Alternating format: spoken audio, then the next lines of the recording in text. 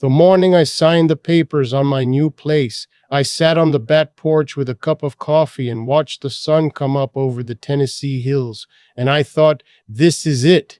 This is what 63 years of work feels like when it finally lands somewhere good. I didn't call anyone, didn't post anything. Just sat there with my coffee going cold and let the quiet settle around me like it belonged there. My daughter-in-law would have hated that porch. Too much nothing, she'd have said. No neighbors close enough to impress. I'm getting ahead of myself. Let me back up. I spent 31 years building a machine shop in Cookeville. Started with a leased building the size of a two-car garage, a used Bridgeport mill, and the lathe I bought off a guy whose back had given out. My late wife, Gloria, kept the books on a yellow legal pad. Those first 2 years because we couldn't afford software. She worked the front counter while I ran the floor. We ate a lot of sandwiches. We were happy. By the time our son Victor was in middle school, we had 12 employees and a contract with a mid-size automotive supplier out of Murfreesboro. By the time he graduated high school, we had 22 employees and a second location. I never drove a flashy car. I drove a Ford F-150 because it was useful. And I wore the same style of work boots for 30 years because they were comfortable. Everything we made, we put back in. Victor grew up watching that. Or I thought he did. He met Sylvia his junior year at Tennessee Tech. She was pretty in a careful way, the kind of pretty that took work and let you know it. She had opinions about everything. Restaurants, neighborhoods, which families in town were worth knowing. I tried not to hold any of that against her. Gloria said, give her time. People grow. I said, okay. Gloria passed in the spring of Victor's senior year. Pancreatic cancer, 6 weeks from diagnosis to gone. I won't talk much about that part because it's mine and it still is. I'll just say the shop kept me alive those next few years. And Victor kept his distance, and by the time he married Sylvia 2 years later, something had already shifted between us that I couldn't quite name. She didn't want the wedding in Cookeville. Too small, she said. They got married in Nashville at a venue that cost more than my first mill. I paid for it. I told myself it was what Gloria would have wanted to see her boy married, to see him happy. I wore my good suit and I danced with nobody because nobody asked me to dance, and I drove home alone at midnight on a Saturday. That should have told me something. The shop kept growing. I added CNC equipment, landed a defense subcontractor account, hired 41 people at the peak. Victor came to work for me when he was 26. Sylvia's idea, I later understood. She had decided by then that my business was worth something, and she wanted Victor positioned inside it. He wasn't a bad worker. He was fine. He had my eyes for detail, but not my patience, and he had Sylvia's hunger without her strategy, which is a dangerous combination. Within 18 months, he was pushing me to expand too fast, take on debt I didn't need, move into markets I didn't understand. When I said no, he'd go quiet for a few days, and then Sylvia would call and ask me to lunch, and over chicken salad, she'd explain. In that particular voice she had, warm on the surface, cold underneath, that Victor was just trying to help me grow, that I was being resistant to change, that maybe I was getting set in my ways. I am set in my ways. My ways built a business that survived 2008 and COVID and 3 recessions. I told her that politely, and she smiled and said, of course, and nothing changed. Then Gloria's sister passed and left me a small inheritance, about $40,000. Nothing enormous, but meaningful. Victor found out somehow, I still don't know how. And within a week, he and Sylvia came to my house on a Sunday afternoon and sat down at my kitchen table and told me they needed that money to put into a real estate deal a friend of Sylvia's was running. I said I needed to think about it. Victor said there wasn't time to think. Sylvia said it was what his mother would have wanted, using Gloria's name like a key she'd cut without permission. I said no. 3 days later, Victor told me he was resigning from the shop. He said I'd never respected him, never trusted him, never given him room to be a man. He said Sylvia had tried her best with me, and I'd never appreciated it. He said some other things I'm not going to repeat because some words said in anger still have weight 22 years later. Then they cut me off. Not just a cooling period, a full stop. No calls, no holidays, no nothing. I found out 2 years later they'd moved to Phoenix. I found out 3 years after that they had a daughter. My granddaughter. I got her name from an old mutual friend at the hardware store who hadn't realized there was a wall up. Rosie. Her name was Rosie. I did not reach out. They'd made the boundary clear, and I was 61 years old with enough self-respect left not to go begging at a door I hadn't closed. I sold the shop instead.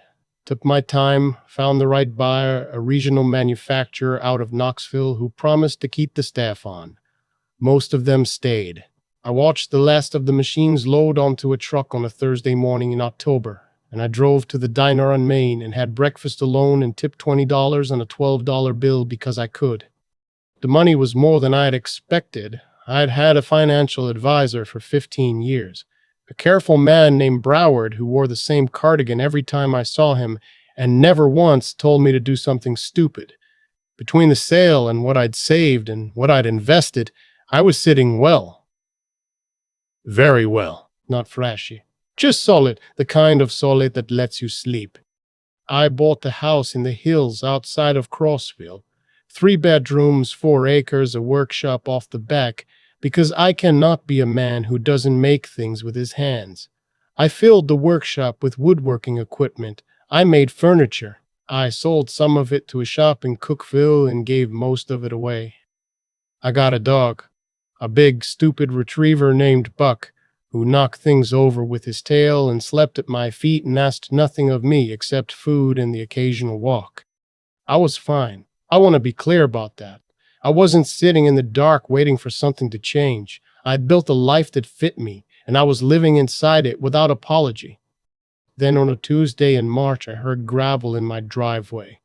I was in the workshop when I heard it. Buck lifted his head and growled low, not his happy sound. I wiped my hands on a rag and walked out to the driveway, and there was a rented SUV with an Arizona plate sitting in front of my house. And Victor was climbing out of the driver's side, and Sylvia was climbing out of the driver's side, and in the back seat there was a girl who had to be Rosie, 17 or so, with her forehead pressed against the window looking at me in a way I couldn't read. Victor looked older. There was gray in his hair and something tired behind his eyes. Sylvia looked the same, just with more effort in it. I stood in my driveway and I did not say anything. He said, "Dad." I waited. He said they'd been driving since morning.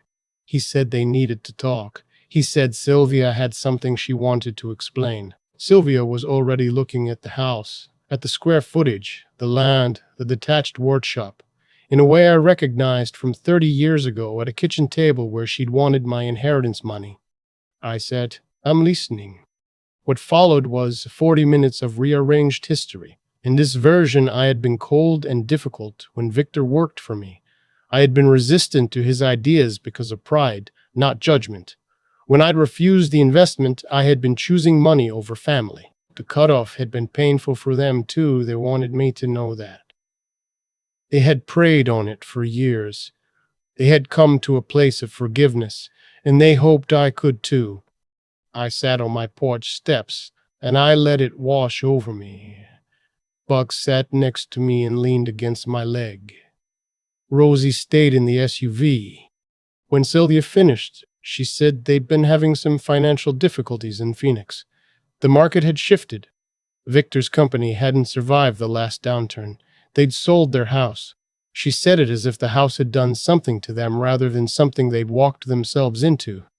She said they thought maybe they could stay with me for a while, get back on their feet, just temporarily. She was looking at my house when she said it. I looked at Victor. He was looking at the ground. I said, "How long is a while?" She said, 6 months, maybe a year. She said I had plenty of space. She said we could do this as a family. That's what families do. She said Rosie needed stability, and she said it with Rosie still sitting in the car. not having been introduced to me, her grandfather, in the entire 40 minutes they'd been there. I said, "How much debt are you carrying?" Victor looked up. I said it again. He said they had about 90,000 in credit card debt and a personal loan and some outstanding legal fees he didn't go into detail about. I said, "I'm going to need a few days." Sylvia said there wasn't much time, that they'd been staying in a motel, that Rosie had missed 2 weeks of school, and here her voice took on the particular shade I remembered, that Gloria would have wanted this. I stood up. I said, "Don't do that. Don't use her name for that." Victor started to say something. I said I'd be in touch, and I went inside and I locked the door. I called Broward that evening, not about the money, about the legal fees Victor had mentioned. Broward had a law school friend, a woman named Judge Harfield, who was retired now, but knew everybody. I asked Broward to ask her if there was anything I should know about outstanding legal issues involving my son in Maricopa County, Arizona. What came back 3 days later wasn't what I expected, and also was exactly what I expected. Victor had 2 civil suits pending, one from a former business partner who claimed Victor had falsified expense reports and misappropriated funds from their shared LLC, the other from a private lender, not a bank, a private individual, who claimed Victor had borrowed $60,000 against a verbal agreement involving an asset Victor didn't actually own. The asset, according to the filing, was described as a future inheritance from a family business. He borrowed money against my shop, a shop he hadn't worked at in 22 years, a shop I'd already sold. I sat with that for a long time. I went out to the workshop and I sanded a tabletop I'd been working on, and I didn't think about anything for an hour. And then I thought about Rosie sitting in the back of that rental car with her forehead against the glass. I called him at the motel. I said, "Come back out on Saturday. I'll make dinner." I said, "Bring Rosie." Saturday came.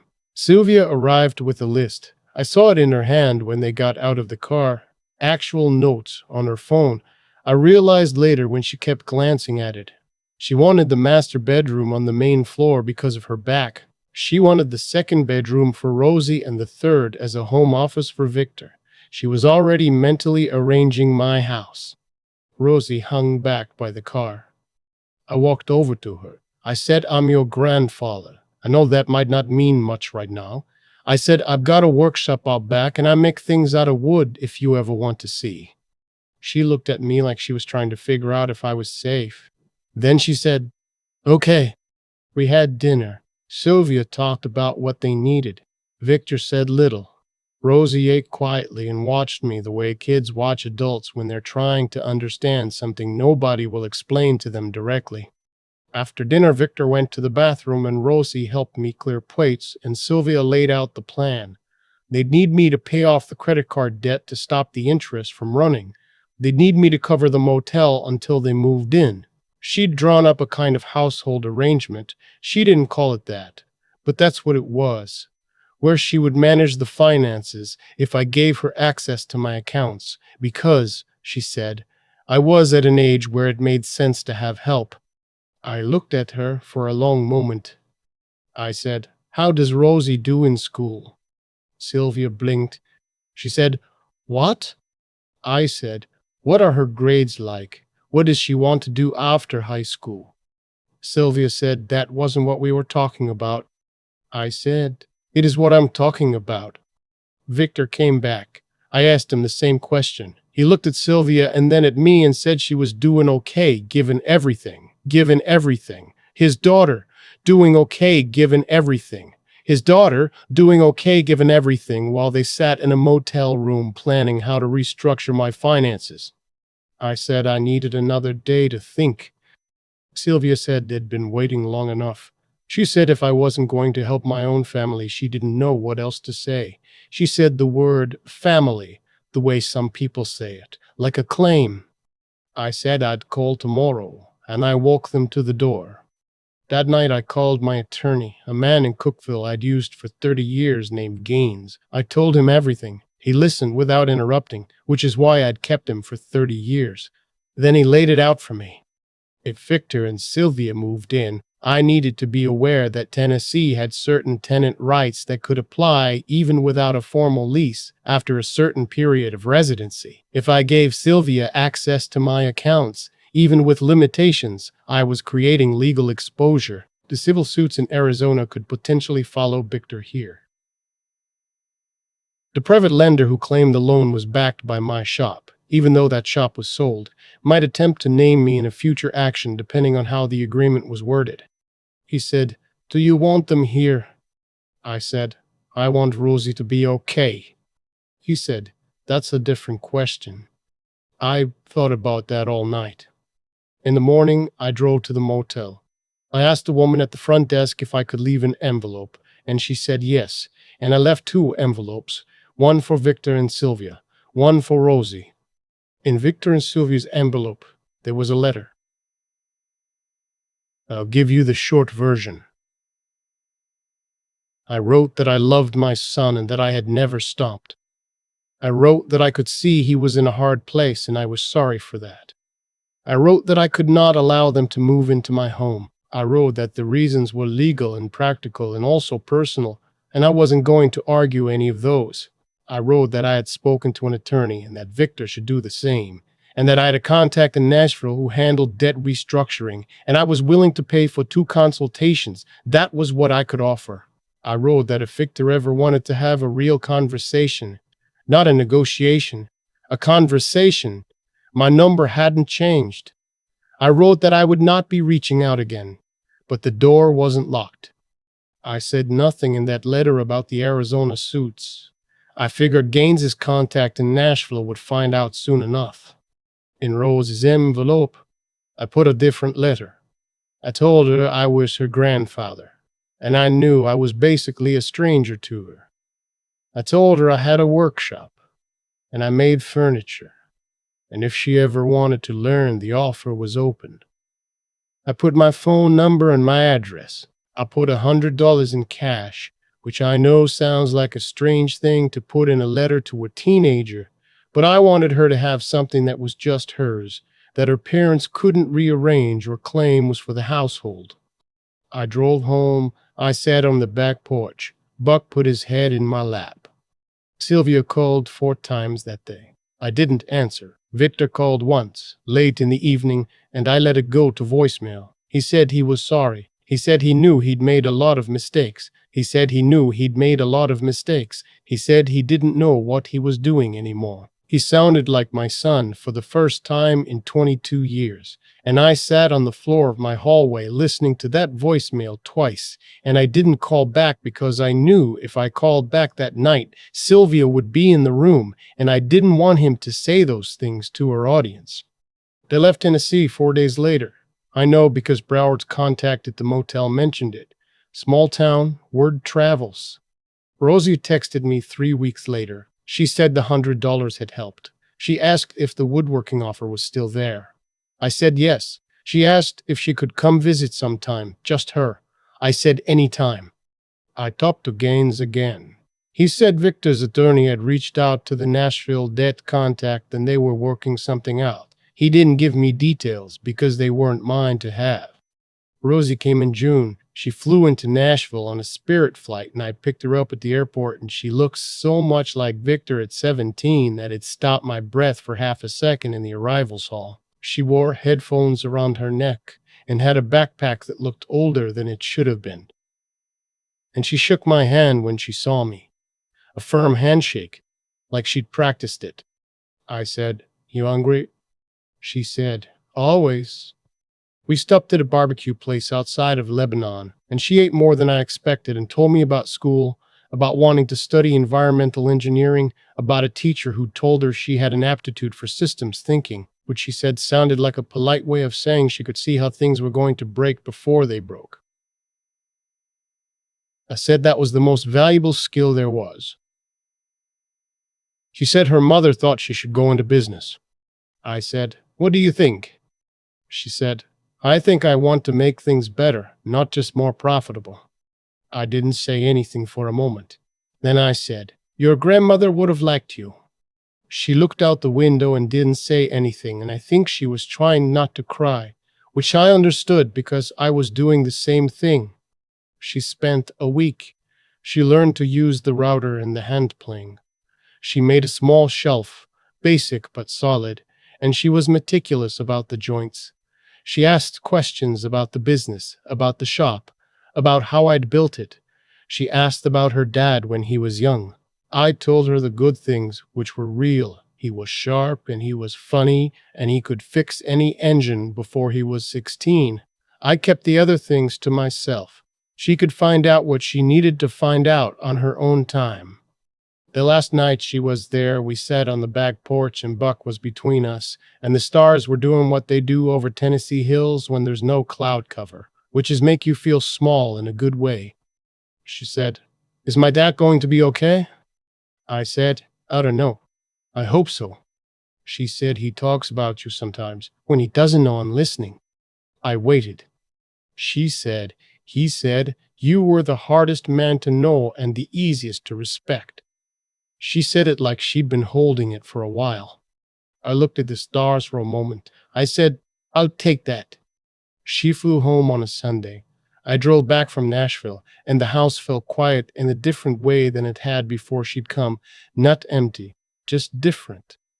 Like a room that's been opened and aired out. I called Victor 2 days later. Sylvia didn't answer. He did. I said I wasn't calling to argue and I wasn't calling to revisit any of it. I said I'd spent a week with his daughter and she was remarkable and he should know that. There was a long pause. He said, "I know." I said, "Okay." I said I was here if you wanted to talk, not negotiate, just talk. And I hung up before either of us could ruin it. I went out to the workshop. I had a rocking chair half finished that I'd been meaning to get to, a Windsor style with bent spindles and a good wide seat. I'd been making it without any particular plan for who it was for. I figured I'd know when it was done. I picked up the spoke oven and got back to work. I think about that rocking chair sometimes. The Windsor one I was finishing when all of this was playing out. The bent spindles, the wide seat, the spoke have in my hand while my son's voicemail was sitting unplayed on my phone. I didn't know who I was making it for. I just knew it needed to be made right. That's the thing about consequences. They don't arrive all at once with a label on them. They accumulate quietly, the way sawdust does in the corners of a workshop. You don't notice it building until one day you look down and realize how much has gathered.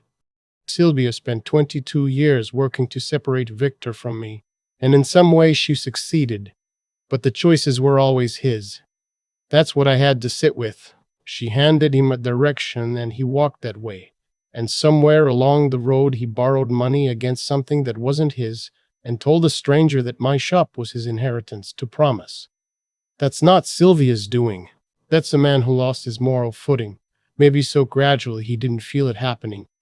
I'm not saying I was a perfect father. I was distracted when he was young, always one crisis at the shop away from missing something important. Maybe I taught him that work mattered more than presence. Maybe he learned the wrong lesson from watching me keep my head down. I don't know. I carry that. But here's what I do know. The reason I had something to protect when they showed up in my driveway wasn't luck. It was 31 years of decisions made honestly, even when dishonesty would have been easier. Every time I could have cut a corner and didn't. Every time I paid a vendor on time when cash was tight. Every time I told a customer a job would take 3 weeks when I could have said one and scrambled. That's not just business practice. That's a way of being in the world, and it compounds the same way debt does, just in the opposite direction. Victor borrowed against things that didn't belong to him. I built things that did. That gap, 22 years wide, is just cause and effect. No mystery to it. What kept me standing when Sylvia laid out her plan at my dinner table wasn't anger. It wasn't pride either, though I had some of that. It was clarity. I'd spent enough years making hard calls in the shop, when to hold a contract, when to walk away, when to absorb a loss, rather than let it poison something else. that I could recognize a bad deal even when it was wearing my son's face. That kind of judgment doesn't come from reading about it. It comes from doing hard things long enough that your instincts get calibrated. And Rosie. Decker flew in on a budget airline with an old backpack and a firm handshake, and a mind that already understood systems. She hadn't been given much by way of stability, but she was building her own judgment from whatever scraps were available. Watching her be meticulous about a dovetail joint on her first try. That told me everything about who she was choosing to become, regardless of what she'd been handed. I think the thing I want to hold on to from all of it is this. The quality of your life in the back half is mostly a reflection of what you refuse to compromise in the front half. Not what you accumulated, what you refuse to let go of, even when it would have been easier to let it slide. I keep the rocking chair on the back porch now. Buck sleeps next to it most evenings. Rosie sat in it for about an hour on her last visit, drinking sweet tea and looking at the hills, not saying much. That's enough. That's more than enough.